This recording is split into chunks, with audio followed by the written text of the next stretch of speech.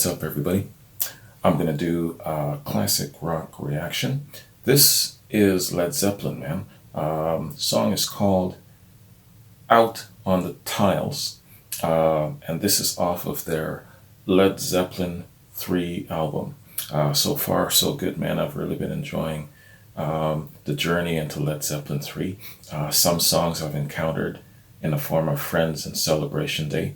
I had a little bit of a different sound, but still had that signature Led Zeppelin sound. You know what I'm saying? So yeah, man, I'm really liking it so far. A little different, but all the same, still Led Zeppelin. So let's check this one out, man.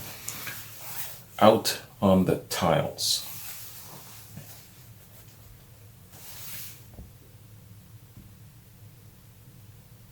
Let's get it.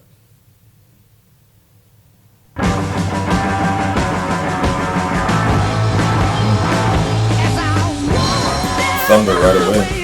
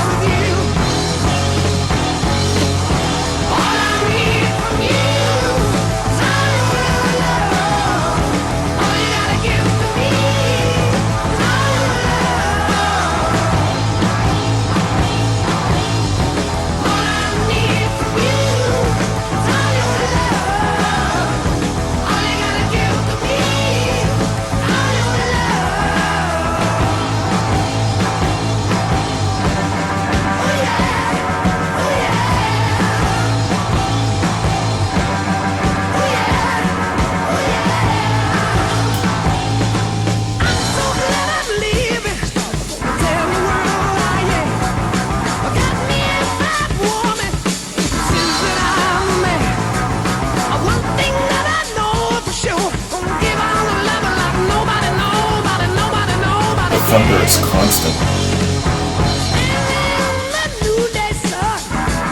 Rolling thunder. People go and people come, seem to rather ride by my side. To total disgrace, there's such a face, it must be erased. The best thing I can do is run. All I need from you is all your love. All you gotta give to me.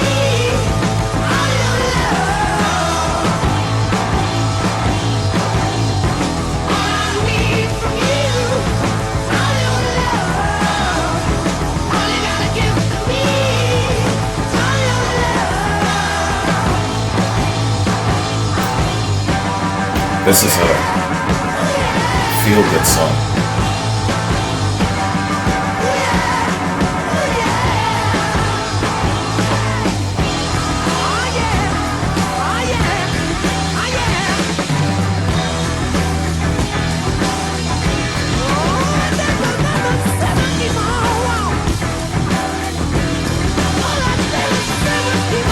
Nice.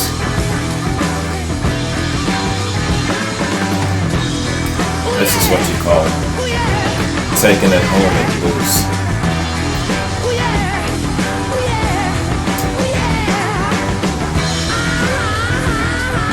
Oh man. See, they're stretching it out. Now they're just showing off.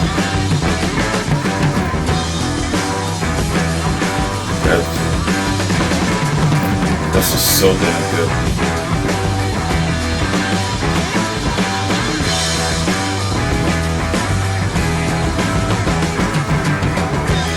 What this stretch does is it lets you zero in on each instrument.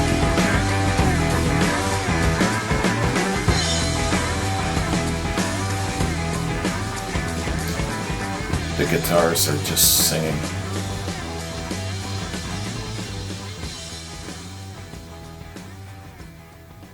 Oh man.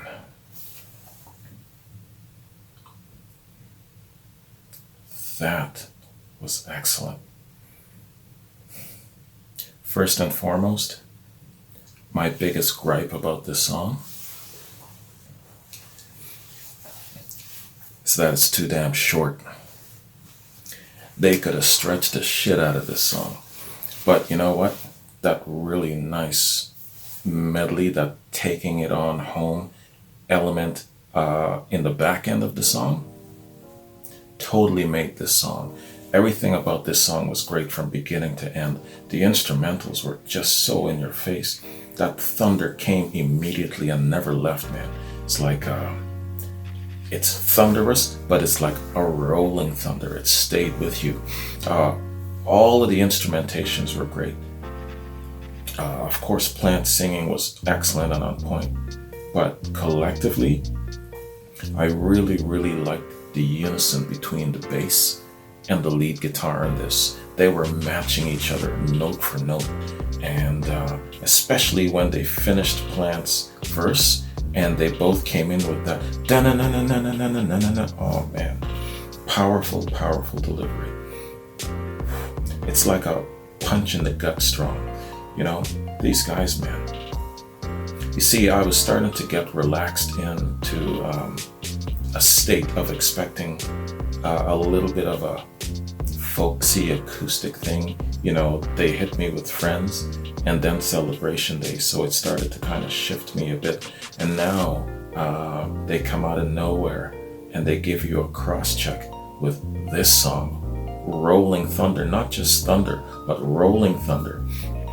Or as a lot of you say, Hammer of the Gods. Man, let me tell you, you know, from one song to the other, from one album to the other, you just don't know what to expect. And you know what? I know that might irritate some people where it's just shifting around, but it's really showing a great diversity. I mean, how many bands, how many acts have that kind of great diversity where they can just shift things around and feel so confident in it? I mean, you know, like I was saying, that stretch in the back end when they were just going into that extended outro, they were having a good time there. You could tell if you were a fly on the wall back then and you would look at them, they were probably all looking at each other, smiling and jamming and just stretching that out. Yo, man, musicianship, second to none, let me tell you. And I like this song in a sense of the feel-good vibes it gives you. I mean, the lyrics were great. I believe it's an affirmation from Plant about the relationship he's in. The outlook on his life is good. You know, he's simple, he lives from day to day, and he's happy that he's just got the basics and he's got a good woman. What else more do you really need, you know, from a man's perspective? So we can all relate, you know. So it's a really good song, really good feel-good vibes. That's what I got from it. There might have been more to it, but that's what I got. Anyway, man, let's get on to a little bit of a read about Led Zeppelin and then some info on this really cool ass song.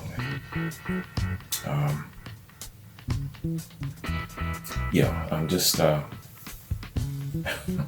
one of my Wikipedia pages are up, but the other one is still opening up.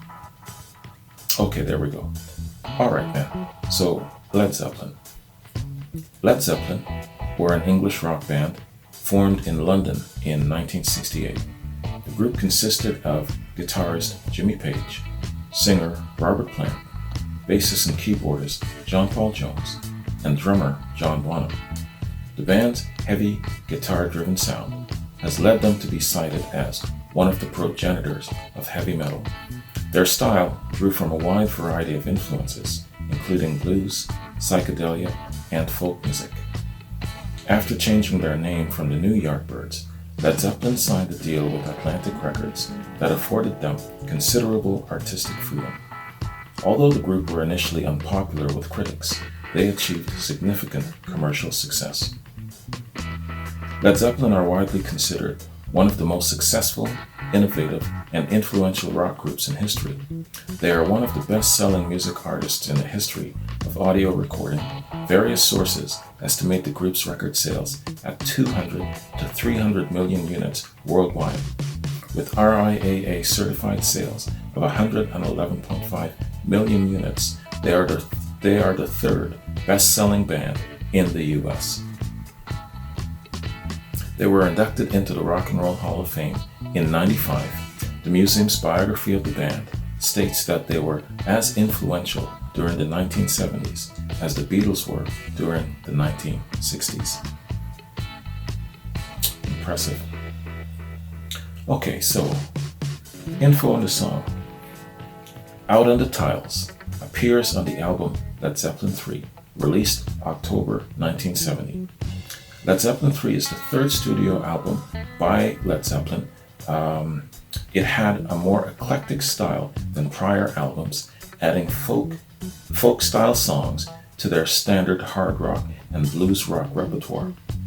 While hard rock influences are still present, such as on Immigrant Song, acoustic-based songs such as Gallows Pole and That's the Way showed Led Zeppelin were capable of playing different styles successfully. The band wrote most of the material themselves, but as with prior records, included 2 songs that were interpretations of earlier works. Gallows Pole, based on a traditional English folk song, and Hats Off to Roy Harper, a reworking of a blues song. As with the prior album, the band eschewed the use of guest musicians, with all music played by the band members.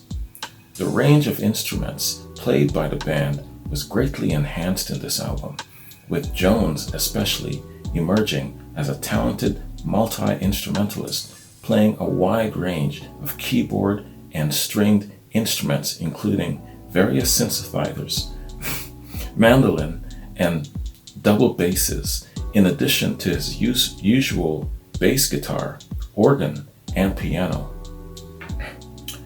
Man, ridiculous.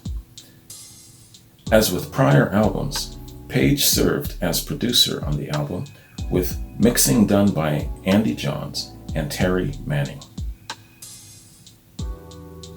That's a part of their charm, I think, that they were able to do all of their musicianship work themselves. They kept the band very, very tight and enclosed, and I think that that contributed to their signature sound not being lost. You know, I have a feeling it was a very deliberate decision. Good on them. And good on them for being capable of doing all of their instrumental work themselves. Huge, man. John Paul Jones, you're the shit, brother. The album was one of the most anticipated of 1970, and its shipping date was held up by the intricate inner sleeve design based around a Volvelli. Sorry, man. Volvelle, Volvelli, with numerous images visible through holes in the outer cover. It was an immediate commercial success upon release and topped the UK and US charts. Although critics were typically confused over the change in musical style and gave the album a mixed response, Led Zeppelin III has since been acknowledged as representing an important milestone in the band's history and a turning point in their music. Critics, man. You know, I'm convinced more now than before that critics back then only served to propel like the casual fan, the casual on the fence fan. They served to propel those fans towards Led Zeppelin more, to embrace the band more, because they were just so probably sick of critics giving them bad reviews and tearing them down. I think that their plan to maybe tear down Led Zeppelin backfired on them. What do you think? I think it backfired big time. 1970. If you were around back in 1970, do you remember, were you listening to what critics had to say, especially when this album came out? Or did you say, you know what, to hell with the critics, I'm just gonna follow the off-beaten path and just go my own way and embrace the group, instead of listening to what critics had to say? If you were around back then, if you were a teen or a young adult back then, let me know what your impression was of this album when it first came out, and what the critics were saying and what you decided to do. Did you like it? Did you not like it? Let me know what the atmosphere was for you back then, growing up and hearing this for the first time. Okay, so history of the song. Drummer John Bonham would talk about going out on the tiles, meaning to bars. The title is a British term for going out on the town. Jimmy Page wrote this song around the phrase. Bonham got a writing credit on the track, along with Page and Robert Plant. In Japan, this was mistakenly placed on the B-side of Immigrant Song rather than Hey Hey, What Can I Do? Those copies are rare collector's items. Explaining the guitar effect on this song, Jimmy Page told Guitar Player magazine in 1977, quote, "That's ambient sound, getting the distance of the time lag from one end of the room to the other and putting that in as well. The whole idea, the way I see recording, is to try and capture the sound of the room live and the emotion of the whole moment and try to convey that. That's the very essence of it. And so, consequently, you've got to capture as much of the room sound as possible." Unquote. The beginning of this song was used as the intro to Black Dog on Led Zeppelin's live CD, How the West Was Won. All right. So that is Wikipedia song fact info of the band and the song, man.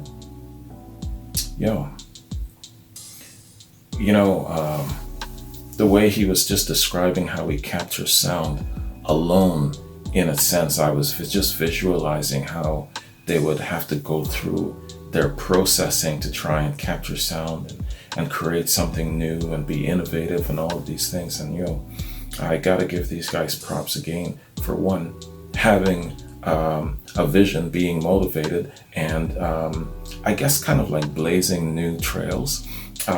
And I'm also thinking back to his days in the Yardbirds, where they were just implementing all of these new dynamics of sound and things that no one else has really ushered in. And they are being penned as being one of the key contributors to heavy metal being formed, along with Led Zeppelin, of course. But Page had his heels already dug in way before that, going back to his Yardbirds days, and even before that in his session musician times, collaborating with the likes of Jeff Beck and John Paul Jones and some of these other people before. So I'm just guessing from the time he started to the time before he entered Led Zeppelin, maybe 10 years had passed. So that's a lot of knowledge and wherewithal already going into a band and formulating and bringing all of these great new innovative things into being. Gotta give you props for that, man. I wonder if there's some sort of a documentary about that, some sort of a special that we can watch in regards to the formulation of how he formulated the sound. The Yardbirds, Led Zeppelin, how they basically formulated their sound and came up with their unique signatures. I would love to see if there is such a special like that exists. Let me know, all right? That'd be really interesting to check out. So, so I talked about the musicianship, but I also like the lyrics. The vocals of Robert Plant and the lyrics in the song is excellent. The verse is very good. It's a happy, feel-good song, confirmation of just very, very good vibes, feeling good about life, not mad at the world. Sorry, I'm just going to bring up the lyrics here real quick. There is a verse that I really like. There we go. Okay, so this is the verse I like. I'm just a simple guy. I live from day to day. A ray of sunshine melts my frown and blows my blues away. There's nothing more that I can say, but on a day like today, I pass the time away and walk a quiet mile with you. Love that. Fantastic. That right there encapsulates everything that you'd probably want out of life in a way, just to have that peace of mind, serenity, be content, no stress, no strife, just enjoying life from day to day. Very, very beautiful verse. I like that, man. Yeah, so overall, man, in the world of Led Zeppelin, so far, I'm really enjoying the journey through Led Zeppelin. Led Zeppelin 3 so far has been very, very good. I like the shift and the change, especially between Friends and Celebration Day.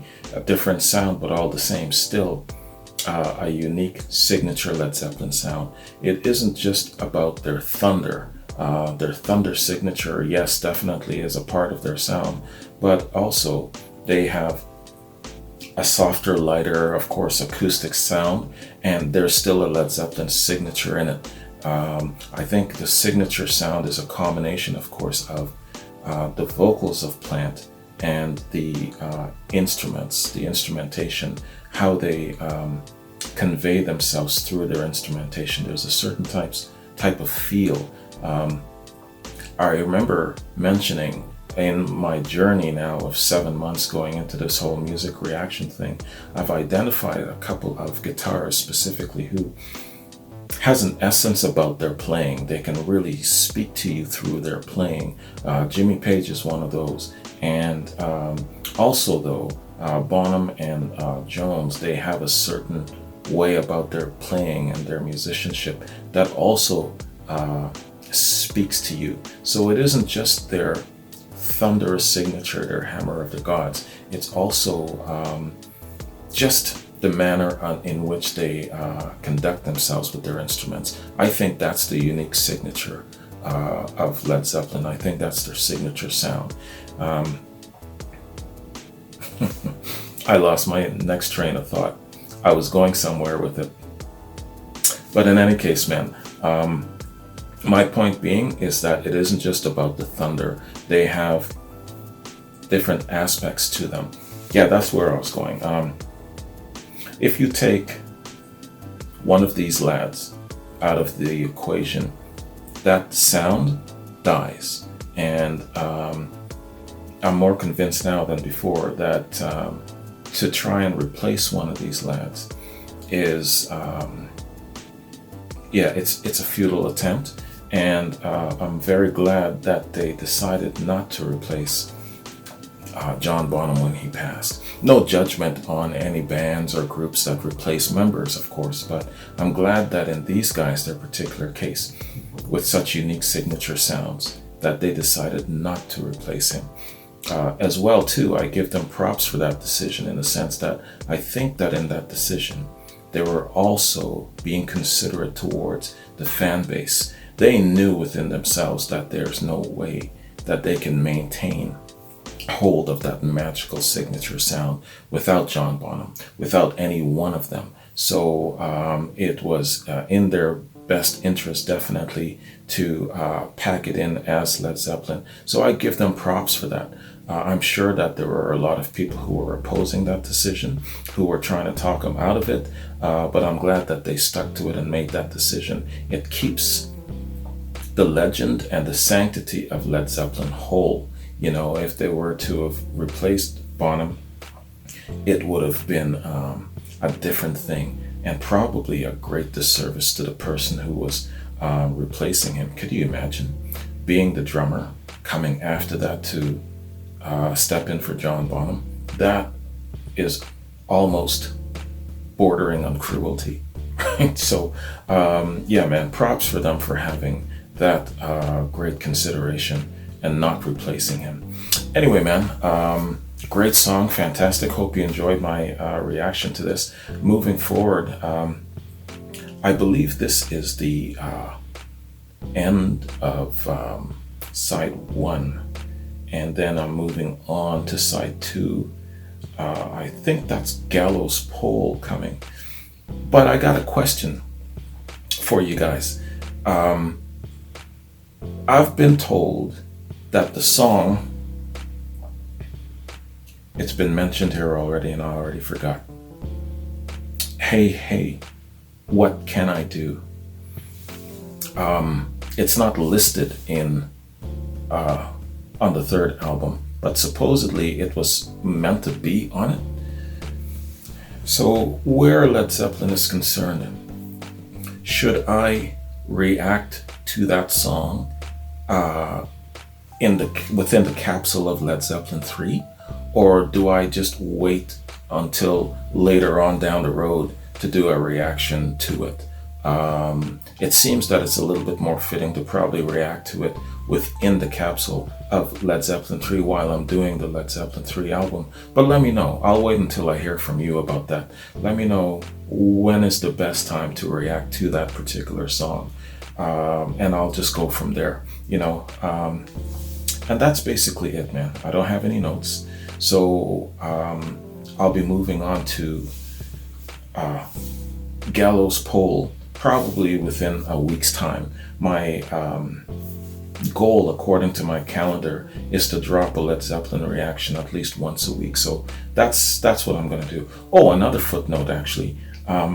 Going forward, I'm going to be reacting to the studio cuts of the Led Zeppelin songs because at the pace that I'm going now, doing both the studio version and then the live version thereafter is going to take me way too long at my pace to get to the very end of their catalog.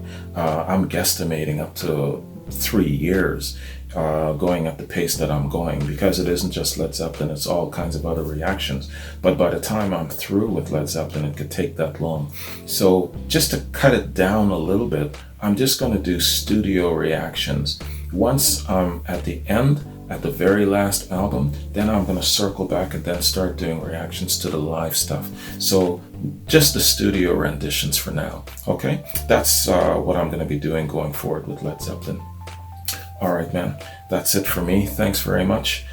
This was an excellent tune, very fantastic, and had a lot of thunder. I'm calling it rolling thunder because the thunder was just there, constant, and I really like how they broke things down. And that outro in the end really put a great, it was the cherry on top, you know? So great song, man, 5 out of 5. I'm going to listen to it a number of times afterwards. So thanks, man. Have a good day. And I'll catch you in my next Led Zeppelin reaction. Peace.